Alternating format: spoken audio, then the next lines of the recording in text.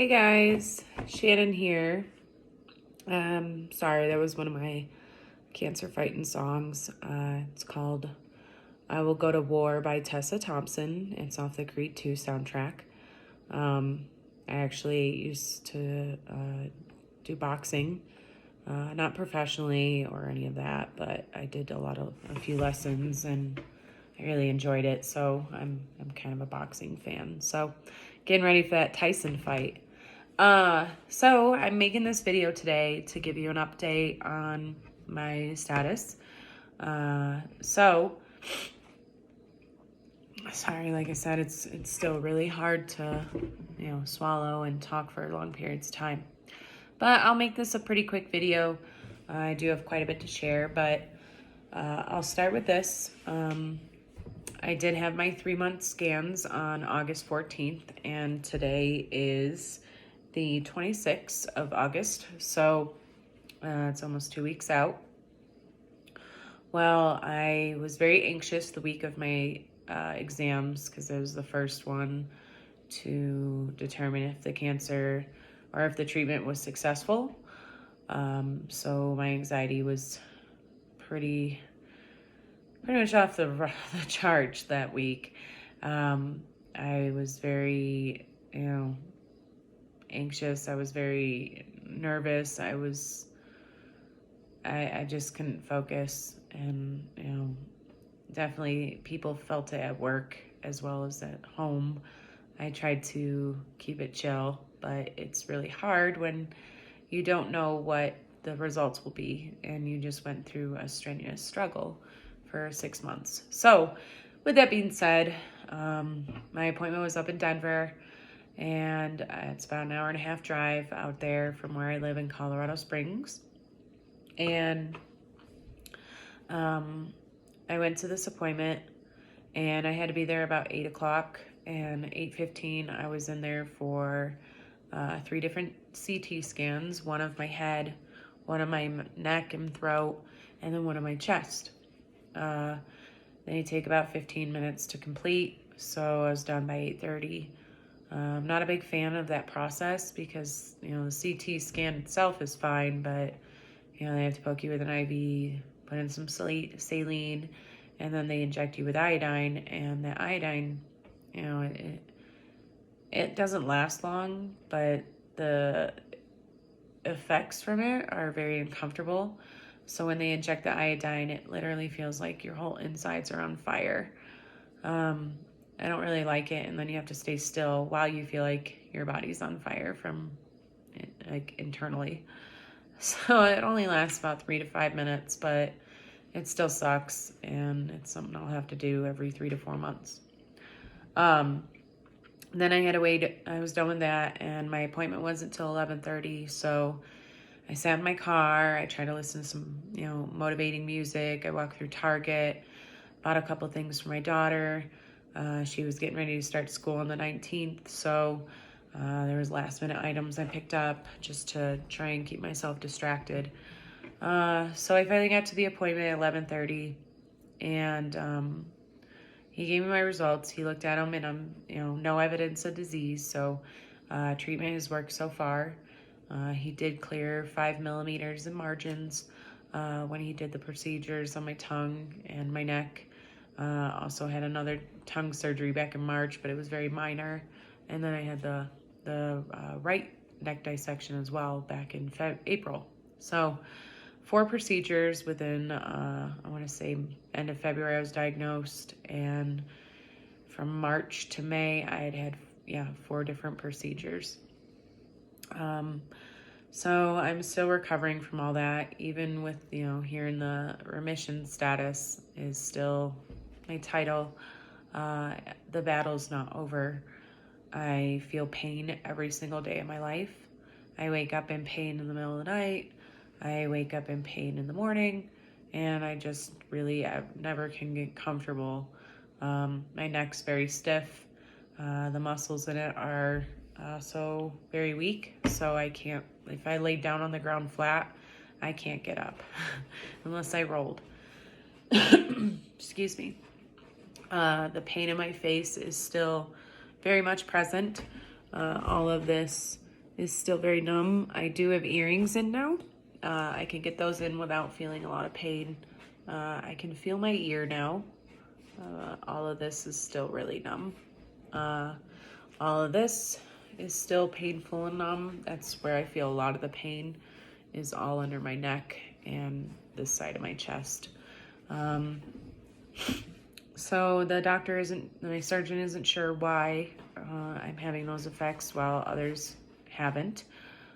So he said give it another 6 months, and if we're still having that issue, he'll investigate it a little further.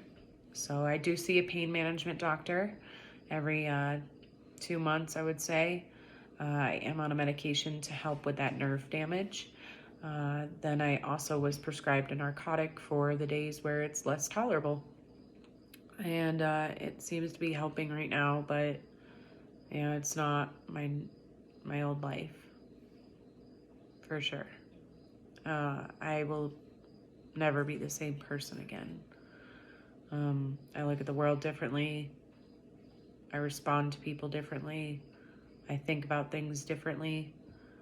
I feel things differently. So like the pain that I experience on a constant basis is probably one of the biggest challenges I have right now. It hurts to have a seatbelt on. It hurts to wear a bra. It hurts to wear a shirt.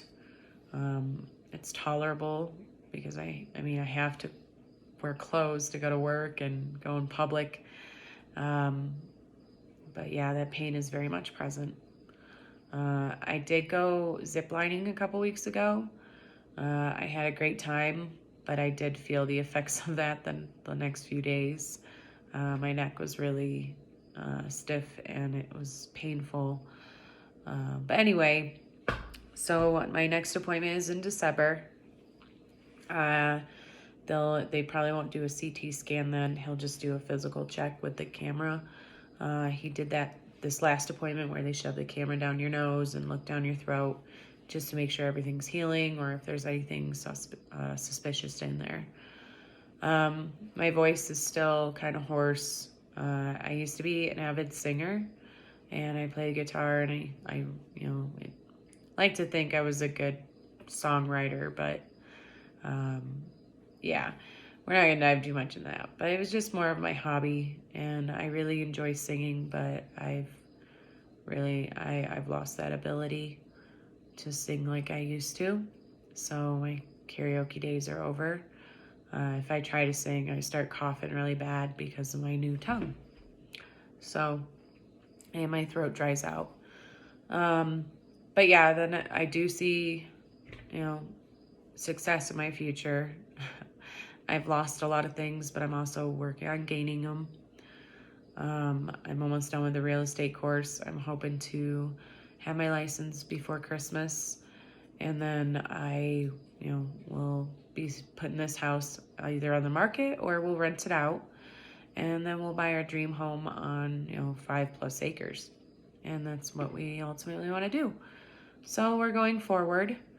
Also, I'm back at work. It's been a little bit of a struggle because of all the COVID craziness going on. So I work for a home health company, and you can imagine that. So anyway, my next appointment regarding all my cancer stuff is going to be in September for my OBGYN. In my first PET scan, it lit up in my reproductive system that I might have had cancer down there in that area. And so I went and had an appointment with my OB back in April, had things checked out. Everything was fine. She said there's several other reasons why my PET scan lit up, and more than likely it was due to where I was at in my cycle. So that's good news, but she's still, with all the, the nature of my cancer, she still wants to monitor me. So I have an appointment in September. Tomorrow morning, actually, I see a lymphedema specialist. As you can see, I have a lot of, I would say, extra skin here. It's mainly swelling from, I lost a lot of lymph nodes in my neck. so the waste doesn't really know where to go. So it's all just kind of hanging out right there. So we're gonna be working on getting rid of that because I, have like a double chin thing going on, and I've never had one. So it's really bizarre, or really hard to look at me sometimes myself. I'm working on getting a mental health counselor, and it's been a little hard because of the COVID pandemic, but I do think it's important for me to go talk to somebody. I've had a lot of nightmares regarding my condition or disease, and the one night that I did almost bleed out and die. I don't think I posted a video about that, but about 7 to 8 days after this surgery and my tongue, I was at home and I was laying in bed and I woke up choking on what I thought was phlegm. So I got my suction machine and I was trying to get all that out of there so I could breathe.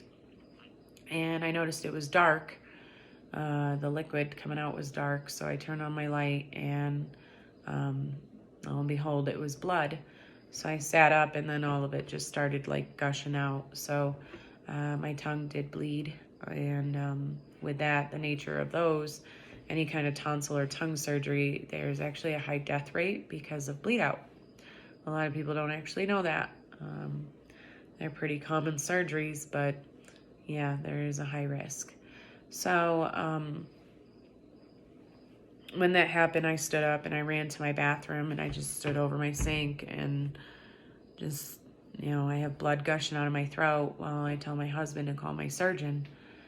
He gets a hold of him, tells us to go to the hospital here because Denver's an hour and a half away. And I was administered some blood clot meds and monitored for a couple hours and sent home. I woke up the next morning and I was still bleeding, but the pain, the bleeding didn't concern me so much, but the pain was excruciating. At that point, I literally felt like my tongue was being cut open with scissors, just being held and cut. That's how I could describe the pain I felt that morning. And so we dropped off my kids with a friend and took me up to Denver, where I was admitted back to the ICU and monitored for a couple days to ensure the bleeding stopped and to get my pain under control. I was unable to talk. I was unable to swallow. I was unable to speak. On my way to the hospital that night, I woke up. I, had to hold a cup in front of me because I just had blood gushing out. And it was definitely one of the most terrifying experiences of my life. So I do have a lot of nightmares about it. And I think it would be important to talk to somebody. So I'm in support groups, but those are hit or miss due to, the topic of discussion. Typically in those is, I'm terminal, or, it came back, or, so reading those, it's nice to see the accomplishments and of remission on some of the posts, but then the other ones, you see that it's really a possibility that this could come back.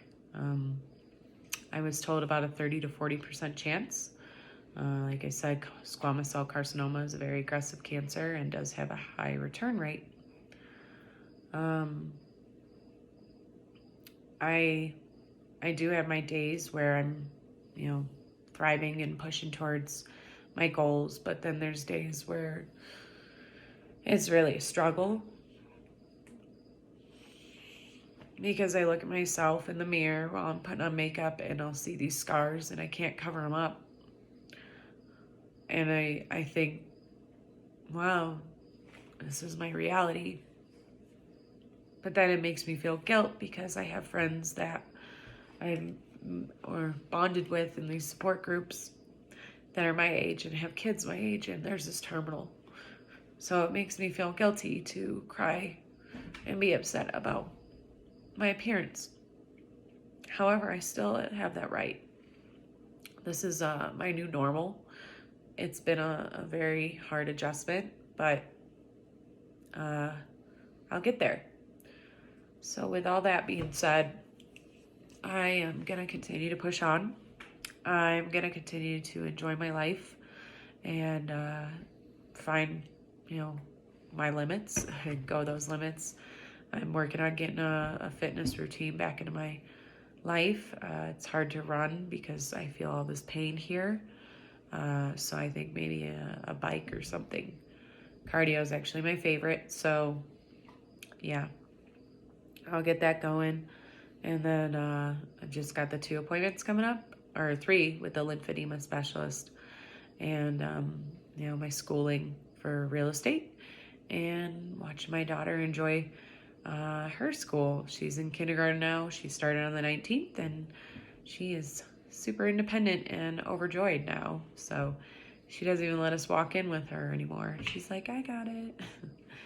But it's cute how they grow and gain that independence. So with that being said, I will post an update after my OBGYN appointment and let you guys know how things are going there.